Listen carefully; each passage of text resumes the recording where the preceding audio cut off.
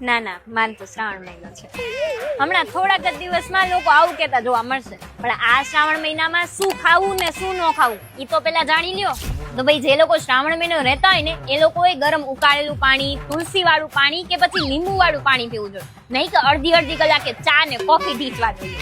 ને મારે તો અપવાસ છો એમ કરીને તીખી તળેલી વેફર ન ખાતા, પણ એની જગ્યાએ ફ્રેશ ફ્રૂટ્સ જ ખાજો. એમને ખબર છે કે તમારે એકટાણું છે ને એક ટાઈમ જ જમવાનું, તેમાં હળવો ખોરાક લો, જેમ કે સાબુદાણાની ખીચડી છે, સામો છે, દહીં છે, રાયતું છે, નહીં કે પૂરી શાક ને શીરો. ને સાંજ પડતા બારે ફ્રૂટ જ્યુસ પીવા કે પછી આઈસ્ક્રીમ ખાવા ન જતા, પણ ઘરે ફ્રેશ ફ્રૂટ કટ કરીને અથવા તો નારિયેળ પાણી પીશો. ટૂંકમાં કહું ને તો પૂરા શ્રાવણ મહિનામાં તીખું તળેલું ખાવાનું ટાળજો અને ઘરનું સાદું જમવાનું જમજો. અને મને ખબર છે કે આટલું બધું કીધા પછી પણ તમે ઈ જ કહેશો, ઓય હાલના આજનો દિવસ બહારનું ખાઈ લે, કાલથી તો પછી મારે શ્રાવણ મહિનો ચાલુ થાય છે. જોયું ને?